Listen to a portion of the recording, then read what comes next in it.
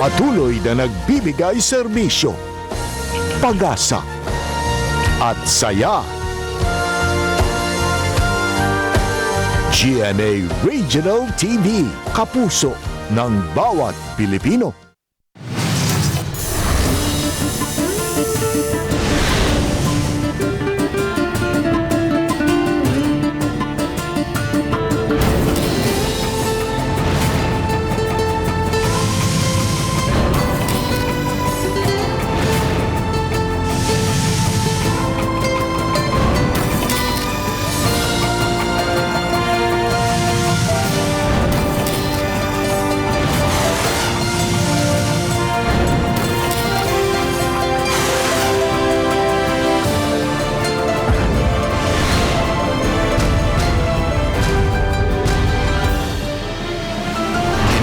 GMA Regional TV, Balitang Bisdak.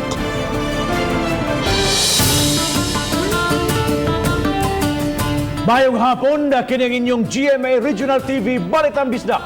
Ang bugtong kasaligan, kasandigan o kadangpan sa mga Bisaya. Ako si Bobby Nalsab. Nga magatod sa labing dako ug mga nagunang balita ang mahinungdanon sa Central ug Eastern Visayas. Ako si Alan Domingo. Ako si Cecil Kibod Castro, live si GMA Complex sa Dakbayan sa Subo.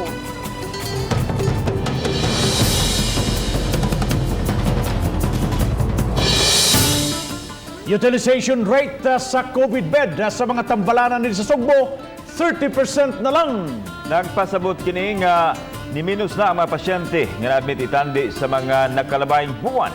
Samtang medical expert, pabor nga ipabilin gihapon sa GCQ ang Dakbayan sa Sugbo, bisan pa man og miubos na ang mga kaso sa COVID. Ania ang report. Sumama ni Dr. Mary Jean Luriche, spokesperson for COVID sa DOH-7, nga duha ka semana gikan karon posibleng makita na ang pag-flatten sa curve sa COVID-19 sa Dakbayan. Kininunod sa pag-ubos sa kaso, itandi sa naaging mga buwan.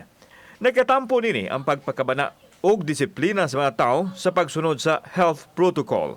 Busa mas angayan nga ipabilin sa GCQ ang Cebu City aron masigurong mapatuman ang protocol og dili mukatap ang virus. I believe na we are winning somehow in our fight, pero again, we should not be complacent. So we have to be continuously vigilant about it, no? Ang atong pagpakabana na agyud gihapon. Samtang gipadayag ni Dr. Luriche nga may ubos ang utilization rate sa mga COVID bed sa mga tambalanan nga aduna nalay 30%. Buti pasabot nga daghan pa ang bakanting lawak apil na sa mga ICU alang sa mga mataptan sa virus. I would say awareness of the people, no? So people are more aware nga, number one, kung naslay bation, magpa-check up. Ikaduha, kasabot na sila nga kung mild case sila, kinahanglan, adto lang sila sa balay or kaya sa atong isolation facilities. So this really matters kay at least na free up ang hospital beds for the moderate and the severe and critically ill. Ang mga health frontliners aduna na sa igong pahuway ug nahatagan na sa ilahang gikinahanglan sama sa mga gamit ug allowance gikan sa Dakbayan sa Sugbo. Kauban si Marlon Melgaso, ako si Alan Domingo. Balitang Bisdak. Konsehal sa Dakbayan sa Mandawi nga usa ka COVID survivor ano'y daghang nakatunan na sa iyang kasinatian human nataptan o natakbuyan sa mong sakit. Nanawagan siya sa katawhan nga mag-amping yun o gamutuman sa mga health protocols. Si Nico Serino sa report. Balik trabaho na karong si Manaha si City Councilor Joel Seno nga malipayon kay COVID-free na siya. Niadtong miaging buwan, wa damha nataptan siya sa sakit. Di niya matumbok kung asa niya kini nakuha, apan isip abogado og City Councilor, daghan siyag nahimamat ug naadtuan. Halos tanang sintomas na sinati niya, sama sa ubo, paglisod og ginhawa ug kaluya sa lawas. Moderate ang iyang kondisyon, apan nakasinati og severe pneumonia. I'm recovering fairly well. Yeah, meaning with minor issues na lang na ipaayo na lang yun ako akong lungs because may na-badly damage during that time na dito pa sa hospital. Tungod kay mi-deteriorate ang iyang kondisyon, giabunuhan pa siya og 2 ka bags sa plasma. Aron matigayon kini, nanawagan online ang iyang pamilya ug donors nga karon buot sab niya nga ibalik ang pabor kung mamahimo na siya nga makadonate. Another check-up sa doctor on Friday. And then after that, of course, I have to pay it forward because a lot of people helped me during the time na ako yung kinahanglan ng tabang. So I cannot say no. Nunot sa iyang kasinatian, nanawagan si Seno sa katawhan mag-amping gyud batok sa COVID-19 ug seryosohon ang mga health protocols. Mapasalamaton kaayo siya sa kahitasan sa iyang recovery. Realization ako na there is really some supreme being who is controlling everybody, controlling everyone. We just have to accept that one and ang faith yun ni mo importante. Sa iyang pagbalik trabaho, may pipila ka mga resolusyon nga buot isangat ni Seno sa konseho kabahin gihapon sa COVID-19, subay sab sa iyang mga nakatunan dihang siya nasakit. Uban ni June Solon, Nico Sereno, Balitang Bisdak. Fencing permit sa duha ka mga luna nga gipanag-iya og mga langyaw gipa-revoke sa mayor sa syudad sa Lapu-Lapu. Human masuta nga fish pond ang dapit o gitambakan lang. Si Luan Merondina sa report. Personal nga gisusi ni Lapu-Lapu City Mayor Jonard Ahongchan ang Karahay Creek nga mo'y nagsilbing outfall sa tubig gikan sa mga panimay ug establishmento sa Sitio Tangke, Barangay Basak. Ang City Engineering Office kasamtangang nagpahigayon og dredging sa Karahay Creek. Ning pipila ka adlaw nga pag-uwan-uwan ubay-ubay sa mga dapit sa barangay ang nakasinati og pagbaha. Ang outfall nga duha ka buok imbornal is not enough, no? So kinanglan ta og additional. So ang buhaton na to katong dito dapit sa atong unaha gamay sa atong STP, maghimo ta og lain nga drainage, no, open canal. I-survey namo kay dili man ta makahimo og diretso ra tagkabkab sa bakho kung dili i-survey. Kay ang elevation may atong gi-after nga mo going flow gyud diri sa creek ang ato ang dagat. Ang didto gud dapita munang butangan na lang nato og access sa laing tubig kay dili enough kung dinhira ang duhara nga ato ang outfall. Lakip sa nasuta sa mayor sa iyahang pag-inspeksyon ang fish pond hadol sa Karahay Creek nga gitambakan na og anapog ug nakakuha na og fencing permit sa dakbayan alang sa tukurong housing sa dapit. Ang duha ka luna gikatahong gipanag-iya sa duha ka mga langyaw. So kung abunuhan pa ni siya, i-elevate ni siya, mo backflow gid ang tanang tubig. Ang ato karon, ang ato ang immediate nga gihimo is ato ang gi-revoke ang tanan nilang mga permiso. Uban ni Godfrey Rilien, Luan Merondina, Balitang Bisdak. Hinay-hinay nang nausab ang data sa mga COVID-19 cases sa Talisay City Health Department nga natala sa COVID-19 Case Bulletin sa Department of Health sa rehiyon. Si Chelo Valiena sa report. Human mapahigayon ang tigom sa City Health Office uban sa Provincial Health Office o sa Department of Health sugod kagahapon aduna nay mga kausaban sa talaan sa DOH-7 sa COVID-19 case bulletin kagahapong adlaw. Ang 84 nga nakalas tungod sa COVID-19 nga natala sa DOH sa Talisay City sa miaging mga adlaw sugod kagahapong adlaw 83 na lang. Samtang aduna lay 800 confirmed cases kagahapong adlaw, itandi sa 818 sa miaging mga adlaw. Samtang 76 usab ang active cases, itandi sa 89 sa miaging adlaw. Nahimo na usab nga 641 ang total recoveries, itandi sa 645 sa miaging mga adlaw. Samtang 20 usab ang natalang admitted sa mga tambalanan, samtang 56 ang anaa sa isolation. Itandi kini sa 25 ka admitted o 64 nga naa sa isolation sa August 10 nga COVID-19 case bulletin sa DOH-7. Nahimuot si Mayor Sam Gulia sa dagan sa Tigom. Nagtinguha usab siya nga padayunon kini. We rely on the data that is sent by DOH to me every single day, and mao na among ibutang sa amo ang mga ipang contact trace, among ipang isolate. Uban ni Renante Quiñones, Chelo Valiena, Balitang Bisdak. Gipahinumduman ang publiko nga anaro na ang kaugalingon pagsunod sa mga health protocols, labi na kung way hunong ang pagsaka sa kaso sa coronavirus. Natala na og kapin sa 20 milyones ang kaso sa COVID-19 sa tibuok kalibutan. Anang report ni Faye Marie Dumabo. Bisan kung itungtong nasa 20 milyones ang kaso sa COVID sa tibuok kalibutan, di angay nga magpanik ang katawhan kay kapinausab sa 12 milyones ang mga nakarecover. Sa Pilipinas, landulaan sa 3,000 ang nadugang nga kaso kagahapon. Hinungdan niabot na sa kapin 139,000 ang mga hitaptan sa sakit. Apan, kapin sa 68,000 na usab ni ini ang mga naayo. Dulaan sa 69,000 ang aktibo. Sa Riyon 7 ang kaso ni Tungtong man sa kapin 17,000, apan kapin sa 4,000 na lang niini ang aktibo. Naayo naman ang dulaan sa 12,000. Sa probinsya sa Subo niabot sa 3,808 ang kaso, apan 2,579 na niini ang nakarecover. Sa 115 nga kaso sa Negros, 80 kanila ang naayo na. Ug naayo na usab ang 59 sa 109 nga kaso sa Bohol. Tuloy gihapon ang kaso sa Siquijor. Sa Dakbayan sa Sugbo, anaa sa 9,257 ang kaso, apan 6,953 kanila ang naayo na. Ang 1,095 sa 2,083 nga kaso sa Mandawi City ang nakarecover na usab. Ug 1,182 sa 2,000 nga COVID cases sa Lapu-Lapu City ang naalim na. Sa Eastern Visayas, 469 na lang ang aktibo gikan sa 1,363 COVID case. Kay naayo na ang 890. Ako si Faye Marie Dumabo.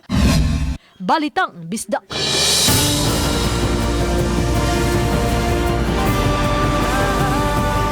Kini ang GMA Regional TV Balitang Bisdak.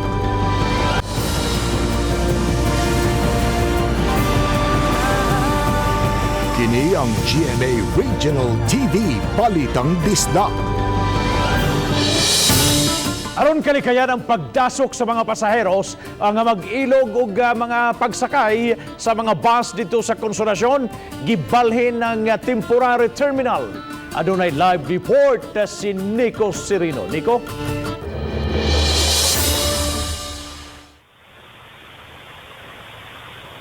Yes, Bob, gihimo kining mga adjustments sa pagbiyahe dito sa Konsolasyon. Aron kalikayan, kini pagdasok sa mga pasahero labi na matag rush hour. Ning hulagway nga gipost sa social media, makita ang pag-inilugay sa mga pasahero dito sa Konsolasyon. Sagad paingon sa Dakbayan sa Sugbo kay nagdali og pasud na sa trabaho, maungwa na matuman ang social distancing. Gumikan niini, gipatawag sa mayor ang kadagkuan sa bus company aron mahisgutan ang mga lakang nga dili na kini mahitabo pag-usab. Karong simanaha lang, formal na nga gibalhin ang magsilbi nga temporary terminal sa mga buses padung sa Dakbayan. Mas hamugaway na ang nahimutangan ni ini karon ug duna nay mga lingkuranan nga gidistansya sa usag-usa. Nakauyon rasab ang mga driver nga napahimutang na sila sa dapit. Waiting time is 5 to 10 minutes. Okay. Kana din dito sa highway, sir? Katong dito magbuhat sa ba? Dasok? Dasok, sir, eh? Katong dito? Oo. Hindi nakapugan ang tao? Di kapugong. Kay? Tungod sa magdali sila. Inay adtura sa highway nga usahay di masunod ang health protocol, mas maayo matud pa nga bisan dunay pila basta mahapsay. Niingon ang katong guard dito nga kanang maggukod-gukod daw sa sakyanan. So kung ganahan hindi magukod, moari daw mi diri. Niya akong ipangita kay para kabanggalan niya. Mao man niya akong nakuanan, so kanina lang mas dali ko maka-access. Si Mayor Johannes Aligado nanawagan sab sa pag-abag sa Philippine Army uban sa kapulisan mapatuman ang mga health protocol sa lungsod aron di na mudaghan pa ang kaso. Partikular nga patutukan ang pagpundok-pundok sa mga tao. Sa labing uhing datos gikan sa DOH kagahapon, adunay usa nga napuno sa COVID-19 cases sa lungsod. 93 ang active cases, 316 ang recoveries. Sa kinatibukan, 438 ang confirmed cases sa Konsolasyon.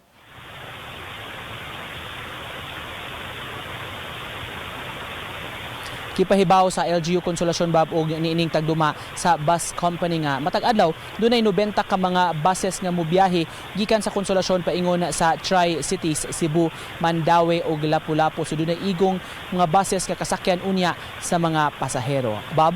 Thank you so much sa Nico Serino sa imong live report.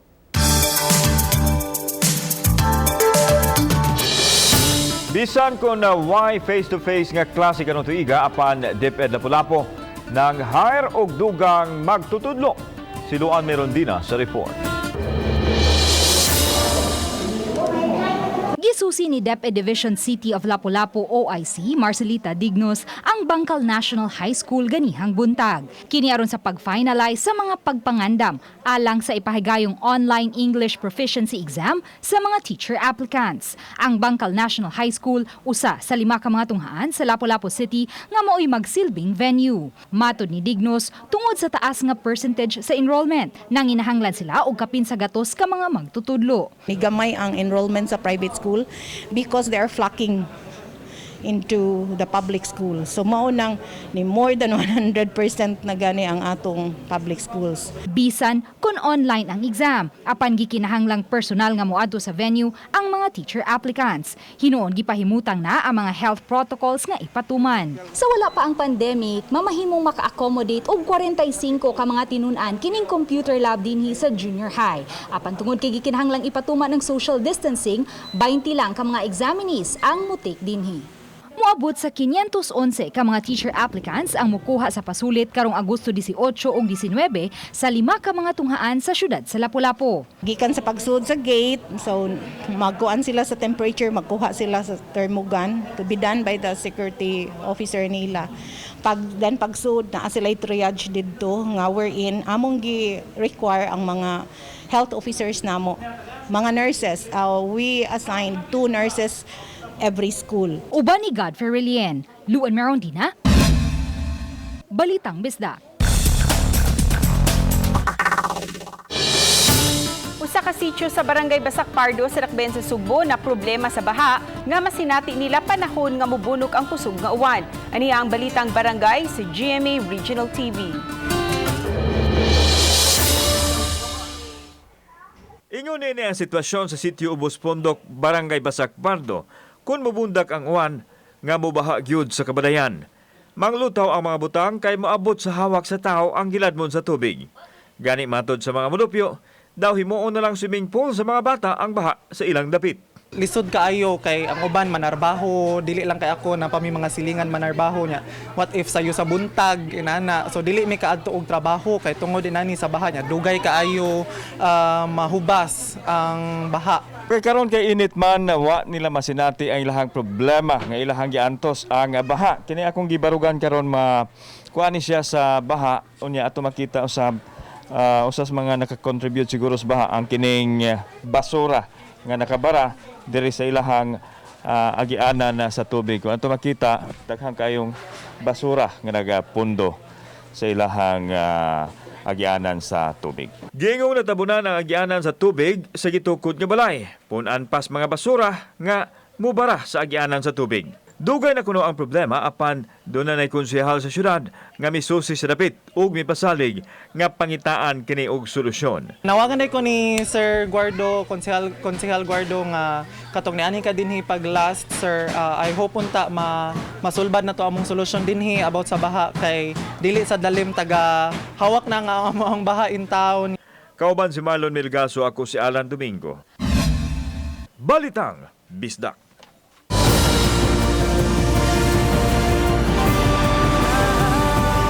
Kini ang GMA Regional TV Balitang Bisdak.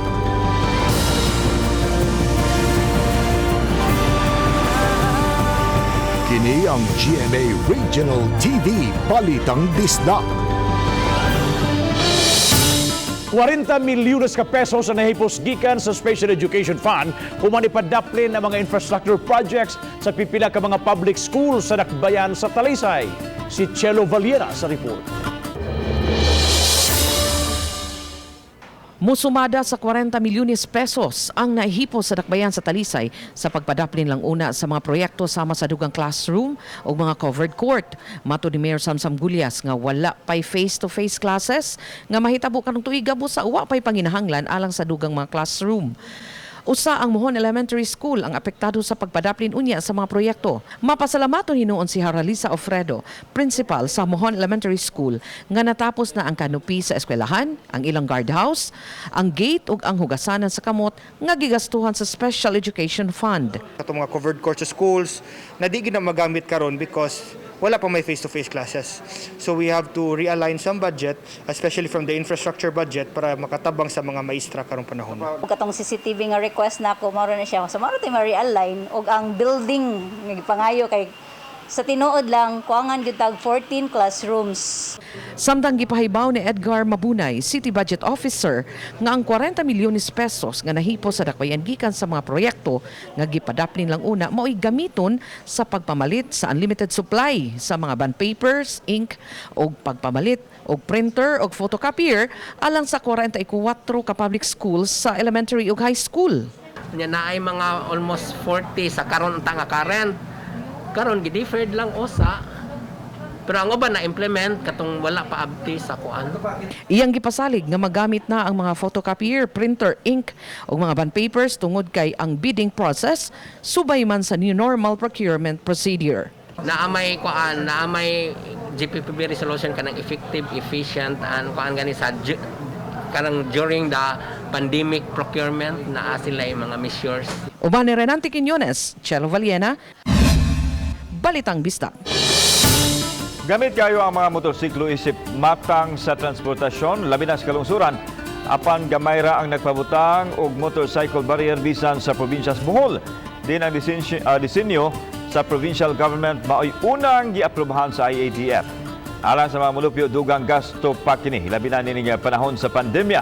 Apan kay sitahon o pamultahan man, ang walay barrier nga dunay angkas, ang uban nag-do-it-yourself na lang sa paghimo og barrier. Dunay migamit og tubo sa tubig, kawayan ug siras kabinet. Unya gibutangan og plastic cover. Ani ay magdiayon nga aron hassle-free, gipadak-an og gipalaminate ang ilang marriage contract ug gibutang sa barrier. Sumapa nga ni Hinaro Gabiona migastos siya og 1,200 sa pagpahimo sa barrier. Palitaan maka sa LTO. LTO, pulis. Asawan mo na.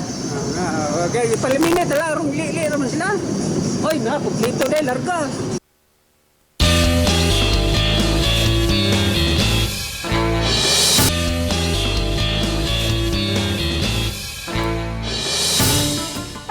Quarantine sama sa ubang mga kapuso nga nakastay at home, nahimong busy usab si kapuso primetime queen Marian Rivera. Usa ni ini ang quality time uban sa iyang pamilya. Ani ang detalye. Dihang na-interview sa GMA Regional TV Live si kapuso primetime queen Marian Rivera Dantes. Gibutyag ni ini nga mas productive ang iyang quarantine kay nakastay at home ra uban ang pamilya. Gani, doon na siya yung mga nadiscover sa iyang kaugalingon. Sa pananampalataya kasi talagang magkasundo kami ni Dong Jan at naniniwala kami na mas matinding pananampalataya, mas naniniwala. Alam mo yun, hindi ka talaga pababayaan. So kami talaga, bukod sa nag-iingat kami sa sarili namin, hindi talaga mawawala yung faith namin sa Kanya. Siguro mas pagtitibayin pa namin dahil sa panahon ngayon, hindi natin nakikita yung kalaban natin eh. Sa iyang social media, gikonsiderar niyan nga sa panahon karon, every day is a family day. Nagpasalamat usab siya nga makauban ug makabanding kanunay ang iyang mga minahal sa kinabuhi. Siya mismo ang nag-andam og mga pagkaon alang sa pamilya. Ito yung time na yung punan yung mga dati na sobrang busy nyo together. So ito na yung right time para punan yung mga kabisihan noon. So yun ang ginagawa namin ngayon. O karon sa pagsaulog ni kapusong yan sa iyang adlaw na tawhan, gikan sa GMA Regional TV Balitang Bisdak. Happy birthday kapusong Marian Rivera Dantes. Family Dumabok. Balitang Bisdak.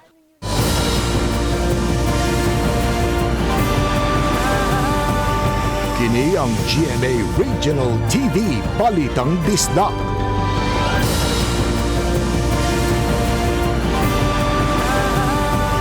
Kini ang GMA Regional TV Balitang Bisdak. 50 ka mga sundao gikan sa Central Command o CENTCOM ang bidonar sa ilang convalescent plasma apilang usa ka babaeng sundao nga usaw sa kanars human makarecover sa coronavirus disease. Ano ang report? Sunod sa Central Command, gipaambit sa mga sundao ang ilang dugo sa gipahigayong bloodletting sa pagigalayon sa Department of Health Region 7, DSWD ug OPAM. Usa kanila ang nurse nga si Second Lieutenant Kalang Ugadan kinsa midonate sa iyahang convalescent plasma human hingpit nga nakarecover sa COVID-19. Posibleng nakuha niya ang virus sa iyang trabaho isip frontliner sa tambalanan sa mga sundalo. After finding out na I am positive, actually I cried with my mother na, Mama, I tested positive and due to long hours of duty sa COVID-19 patients, hindi talaga maiiwasan. Giang ko ni Ugadan nga dili malikayan ang kahadlok dihang una niyang nasayran nga positibo siya sa virus. Apan, ang suporta sa iyang pamilya o mga kauban sa serbisyo ang usa sa naghatag kaniya og kusog nga mopadayon sa iyang tahas. A part of the job. And nung nalaman ko nag-positive ako, support from my family, from my colleagues, from my superiors were very overwhelming. Hindi nila ako pinabayaan, especially our commander, Lieutenant General Ancan. Adunay 103 ka mga sundalo nga midonar og dugo apan 50 lang ang plasma donors. Mato ni Dr. Jean Loriche, spokesperson for COVID sa DOH-7, nga dili lang taga-Sugbo ang matabangan sa plasma nga makulikta tungod kay aduna usay na padala nila dito sa kauluhan. Bintaha gani din sa Sugbo kay tiningob ang pag-donate sa dugo. Sanglit nakatapman sila sa mga ahensya sama sa CENTCOM, AFP. We are even very happy to inform our viewers nga even in Manila sometimes we have to send and answer a call kay nga naman sila sa dito naglisod sad og kuha og convalescent plasma. Ang inyong kasandaluhan, we always look for the welfare of our not only for the welfare but also to the welfare of the civilian community around us. Kauban si Marlon Melgaso, ako si Alan Domingo. Balitang Bisdak. Hayan sa inapos nining tuiga, masugda na ang pagtrabaho sa reclamation area habig sa may Punta Inganyo o barangay Kanhulaw sa syudad sa Lapu-Lapu. Gipahigayon ang MOA signing uban nilang Lapu-Lapu City Mayor Jonard Ahong Chan o sa usa ka consortium. Gilaumang makasulbad unya kini sa suliran sa traffic sa dakbayan kay konektado kini sa Fort Bridge. Usa kini ka public-private partnership. 52% sa revenue nini ihatag sa dakbayan samtang 48% ang sa developer. It can help, no? The revenues and probably the employment, no? Na ay mga trabaho nga musulod niini, no? So nindot ni siya nga development may, no, despite sa pandemic.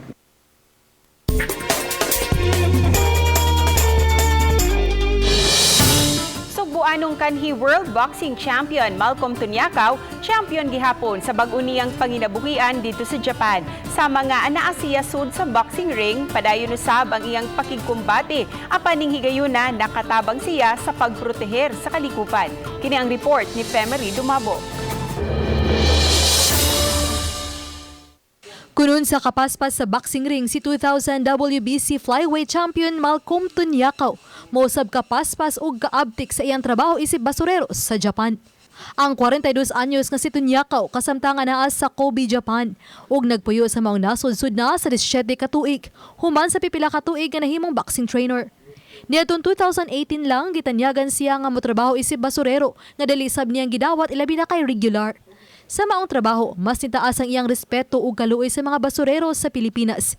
Ilabi na nga gabay ang ilang sweldo itandi sa iyang kita sa Japan. Si Tunyakaw mukita og kapin sa 1,200,000 ka pesos matag buwan nga dakong tabang sa iyang pamilya dinhi sa Pilipinas. Naanad na usab siya sa kinabuhi sa Japan, ilabi na ang pagka-workaholic. Maningaw sa nago kay kubihan ko kay kasalan. Kaya ako man daganon ako ang mga kuha sila magsaka na og luoy mga basurero sa tuwa kay ubos na kayang pagtan-aw ba. Unlike dire nga pinagakas mga tao ana diligid pareha niya. Labi na ang just tuwa pila resweldo in tao luoy kayo. Ya, hugaw pa kayo ang basura. Mato dito niya kaunganing panahon sa pandemya, usa sila sa giisip nga dakong tabang sa komunidad diya sa nasod sa Japan. Extra careful usab siya sa pag-atiman sa mga basura. Apan, nag-sideline gihapon siya isip gym fitness instructor. Ko para nako, nasinod lagi ang Pilipinas. Ako mingawong yung Pilipinas kay diri mataw ilang kwan diri, ilang kalipay diri mubur kayo trabaho ra permit para pasora di kumawa sa unsa nga trabaho kay wa tay tao nga gi tamaka na tay tao nga agribyado. Importante nga natay trabaho mabuhis pamilya nga gikan sa tong singot. Gikatak daw ta siyang muli karon dinhi sa Sugbo apan tungod sa pandemya gisibog niya kini sunod tuig. Gipaambit nito niya kawang iyang kalipay sa GMA Regional TV Balitang Bisdak nga ning adlaw lang nakuha na niya ang iyang permanent resident visa sa Japan. Para mawala sa kalingaw kay mao na akong para ma-update na ko sa Cebu ba kay siyempre taga Cebu ko. Mao na akong kuan sa balita. Mao mo swito kay ko sa may tapos sa Cebu kay tungod sa Balitang Bisdak. Balitang Bisdak na on diri. Uban ni Cleofer Lumayag, ako si Family Dumabok. Balitang Bisdak. Mga PUG drivers nga magbihian gikan sa Lapu-Lapu paingon sa Mandawi ug Cebu City ug pabalik na nawagan ngadto sa LTFRB7 nga tugutan unta sila nga makapamasada na og balik matud ni Rofo Piloton pangu sa Lapu-Lapu Mandawi Drivers Operators Association kun landua giasikaso na nila ang tanan nilang mga requisitos aron subli sila makabiyahe. Nang hinaot sila nga unta dunggon usab sa kadagkuan sa Interagency Task Force ang kahimtang nila mga drivers. Sukad niadtong Agosto 1 pulos gipaubos sa GCQ ang Lapu-Lapu, Mandawi ug Cebu City. Dili man pud pwede og magpaabot mis unit nya wa may biyahe nya wa nay ayuda ang gobyerno. Mao na akong panawagan nga dapat pabahion balik ang tradisyonal. Kaduha wa may gisupak sa gobyerno.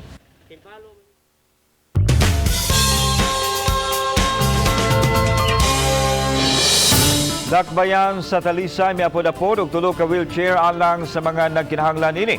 Unang yatagan si Maghaway First Councilor Mary Jean Luania kinsa giatake sa miaging December. Nihangyo siya ni Mayor Samsam Gulyas nga mahatagan og wheelchair aron mapadayon sa trabaho isip konsyal bisan pa sa kahimtang siyang panglawas. Ikaduhang gihatagan ang 11 anyos nga si John Terence Macalso taga Campo 2 nga may inborn congenital disease. Gihatagan usab og wheelchair si Edita de la Calzada nga may diabetes ug naputlan sa iyahang tuong tiil. Kung istoryahan ako mga doktor karon kung unsay mga tambal na mahatagan ni nila, marisitahan ba para matabangan ni DSWD para mas layo ang maabtan sa tabang sa syudad dito nila. Daghang salamat sa mga kapuso nato. Apil na ang nasagawa sa nasod nga nikisayod sa mga dagko ug mga nagunang balita sa rehiyon. Ako si Alan Domingo. Ugikan among tanan dinhi sa Central ug Eastern Visayas. Ako si Cecil Kibod Castro. Ang inyong balita, ang among balita, kay matag lokal nga balita mahinungdanon. Kini ang inyong GMA Regional TV Balitang Bisdak. Buong puso para sa Pilipino. Ako si Bambi Rosaro. Maayong hapon mga kapuso.